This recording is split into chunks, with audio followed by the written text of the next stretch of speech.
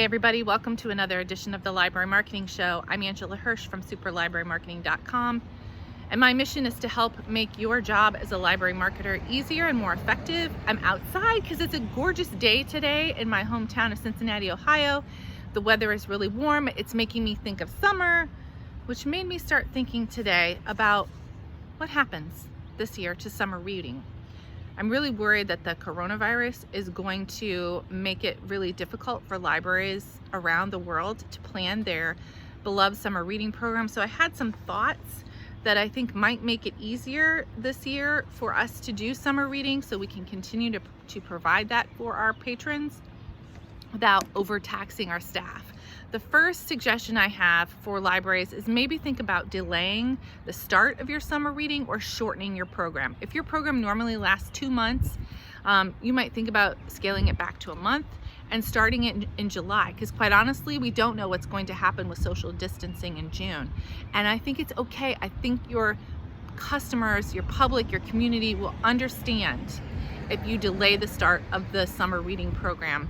They know what's going on, and they know your library buildings are mostly closed. They know your staff is under stress. I think they will understand, and you might want to think about scaling it back just a little bit just to keep your staff sane. Speaking of which, this is a really great year to experiment with keeping your summer reading simple.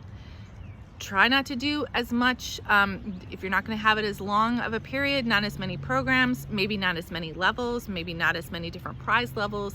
A lot of libraries have a very complicated system for rewarding readers for the amount that they read, and my suggestion this year is just to scale it back and reward people simply for reading one amount of time or one set of pages, or maybe just like setting aside some time to read every day. Maybe we don't even do a certain amount of pages or a certain amount of time read for prizes, making it really simple.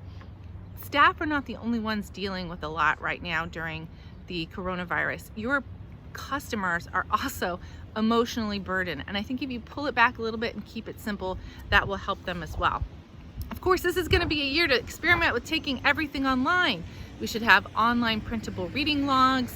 We can do programs live streaming on social media. This is a really great opportunity to experiment with expanding in one area how we serve the community, and that is to bring everything online, to erase the physical barriers of having to go to a library branch.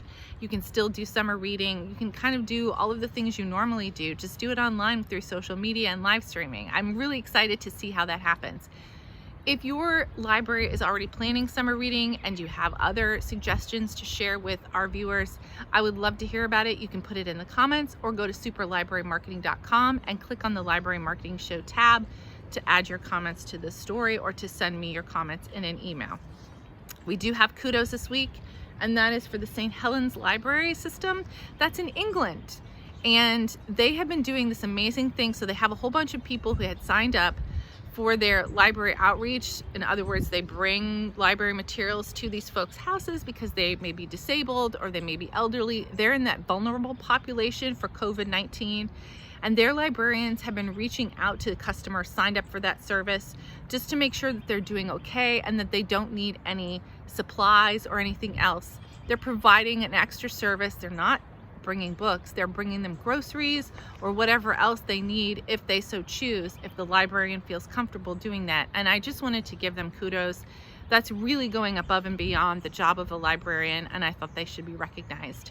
If you have a topic you want to cover for a library marketing show, or if you have kudos to share for an upcoming episode, please go to superlibrarymarketing.com and click on the Library Marketing Show tab to share it.